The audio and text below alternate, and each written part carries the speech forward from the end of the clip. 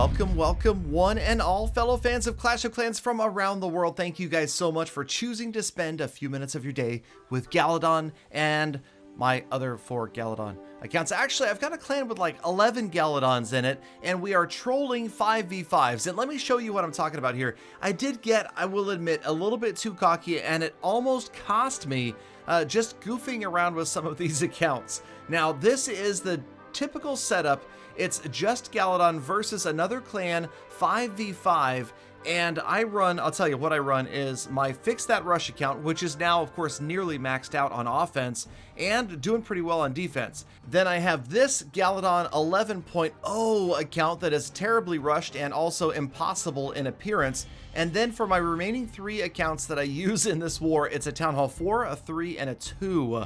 And generally, I mean, yes, it does feel extremely engineered, like, you know, I'm trying to gain an unfair advantage. But the interesting thing is, apparently this is a thing within Clash of Clans. I had no idea when I started doing this, but there are tons and tons of clans that are running this same setup where they've got a really strong 12 and then maybe a 10 or an 11 and then 3 really weak players or bases or accounts, and they're running 5v5s. And so I'm not alone. I'm running into time and time again these similarly engineered style bases, weird clans, and I don't know, are they doing it for fun? Are they one person just like me?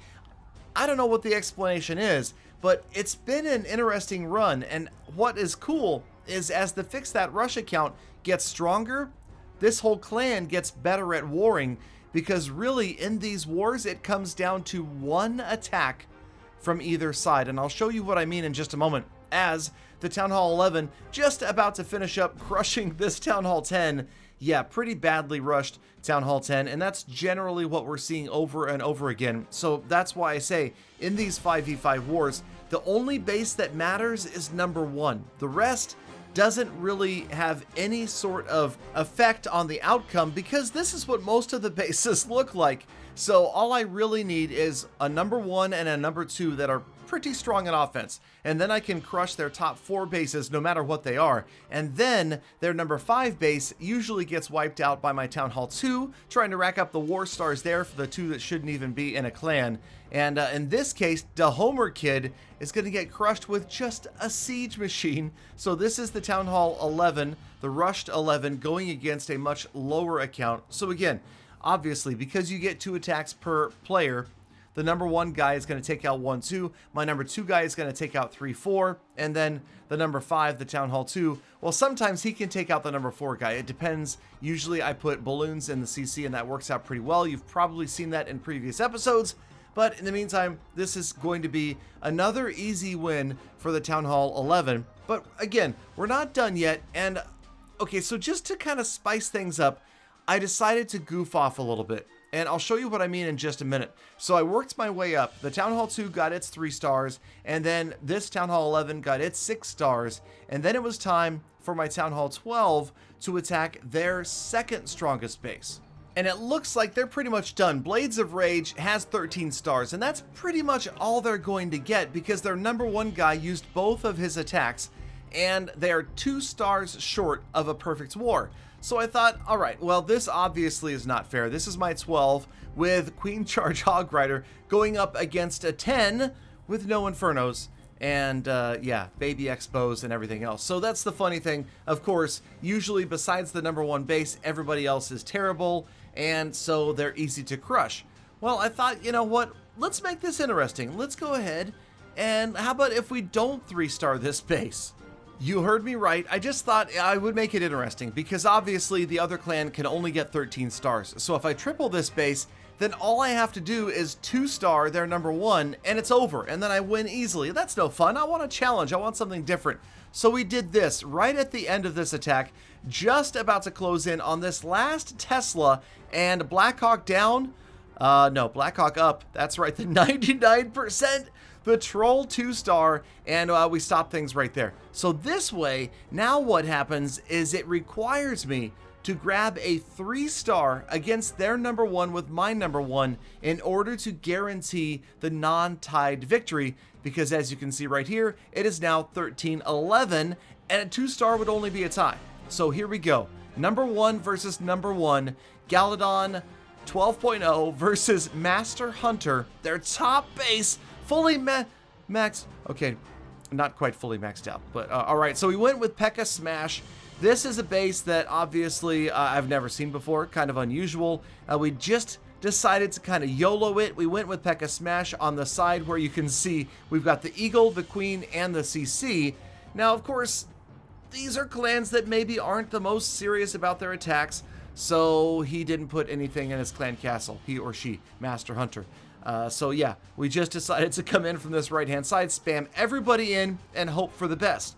Now, I felt like probably this would be a relatively easy 3-star, but why not just give myself that little bit of extra challenge and force myself to get the 3-star, otherwise I could be in deep, deep trouble and end up losing the war. Now, right now, everything pretty much has gone to plan. You can see the wall wrecker has gotten all the way in through like 3 or 4 layers of walls right up against the town hall. No doubt. We've got the king ability. Yeah, missed the king ability. But, you know, hey, what attack goes with Galadon without at least one fail? One missed ability or screwed up spell. It's pretty common, I will admit. And now suddenly I'm kind of clenching a little bit. You know that feeling when, wait a minute, I thought this was an easy 3.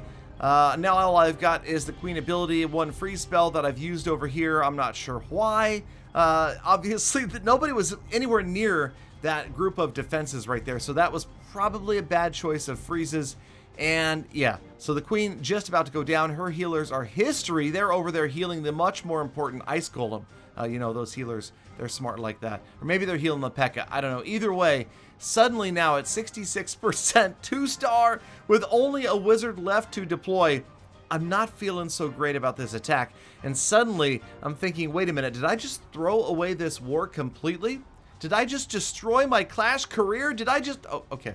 It's actually not that big of a deal if I were to lose this, and that's one of the reasons, you know, it's that old saying, what's the worst thing that can happen? So I lose this war. It's not like I have 199 wars won in a row on this clan. Anyway, I'll show you my overall war record in just a couple of minutes, and you'll see what I mean. But right now, the healer, the P.E.K.K.A., the Grand Warden, kind of doing okay teaming up right here, and you'll notice he's got some lower level heroes. So the little baby Barbarian King here is going to get wiped out relatively quickly, and now we've got about 30 seconds left to grab as many percentage points as we can.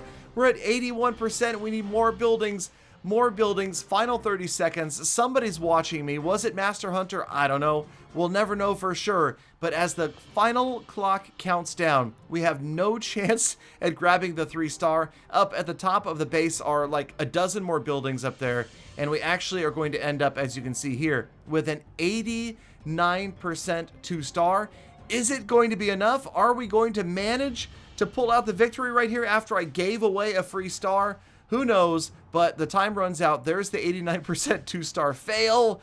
And all right, let's go to the war tally. And as you can see right here, it was 13 stars apiece. But, and it's a big but, we had the massive percentage point advantage. I sort of knew this all along because the guy did hit me for a pretty low percentage on his number 1 versus my number 1. So we ended up winning this war 13-13, 97.6% damage to 91% damage. And as you can see, my overall war record, well, I'll tell you right now, it's pretty good if I'm playing. And what I mean by that is, yeah, you know, okay, I've got a lot of stuff going on, you guys, okay? So sometimes I forget to do my war attacks on this account. I always have to prioritize, obviously, any war attacks in Tribe Gaming, Tribe Academy, things like that, real life interferes, live streams, and we forget about the poor Just Galadon clan. So, as you can see, the 3 recent losses were all because I failed to attack at all. Now, in this recent war, Just Galadon versus Kakandi, you'll notice that the other clan didn't do any attacks. But I wanted to show you this base because I was so confident. I was so confident that I could crush this base. And now, if you look at it, yeah, it's probably not a very well-designed base. Notice that all of the high-value defenses are upward and to the right. The Archer Queen is down there bottom left. And had I really thought about this, especially with my recent Bobat training. Yes, P.E.K.K.A. Bobat. This would have been ideal because top right, we wipe everything out up here with a mini P.E.K.K.A. smash. And then bottom left, there was only the one wizard tower to deal with. I should have realized that this queen charge right here is going to work out really well and super easily going to get to the town hall, because that's an enclosure full of resources. I mean, nothing's going to stop me there. Everybody pouring in right here. You'll notice the Barb King does a great job on the far left doing the funnel. Right down the middle, we've got everybody crushing their way through. P.E.K.K.A.s everywhere. And then, of course, the jump spell making sure they get to the town hall. So now, as we zoom out, check out the perfect P.E.K.K.A. Bobat on the left-hand side, coming from about 10 o'clock.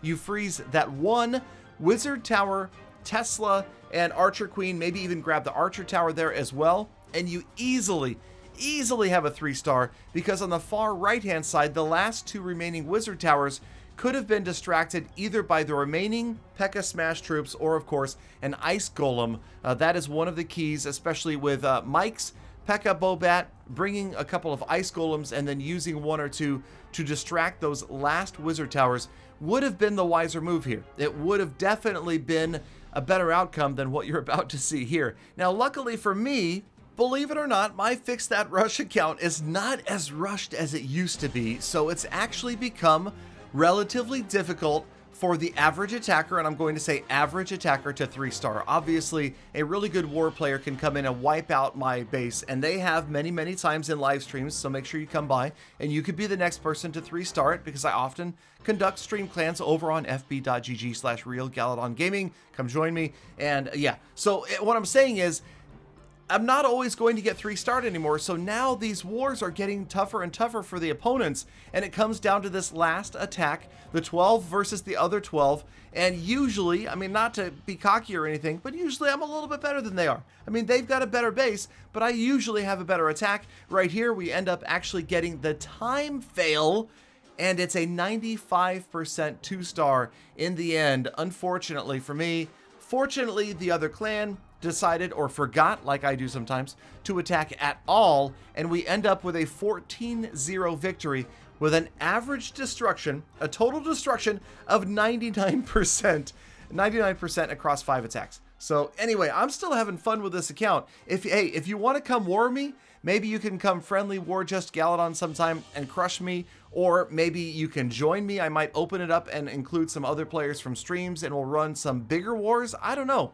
Let me know what you guys think, what you would like to see. I know that a lot of other content creators do 5v5 content. Let me know what you would like to see from this clan in the future. Maybe, just maybe, we can think of new and different ways to troll. Thank you guys, as always, for sticking around all the way to the end of the episode. You're the true #GalaFam. Love every single one of you. Care about you. Want you to have a great day, so make the best of the rest of it. And I'll see you back here again tomorrow for more Full Attacks.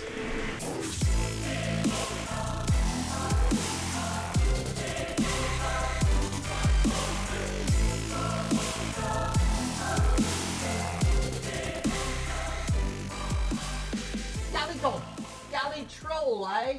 Sounds good. Perhaps I can join you?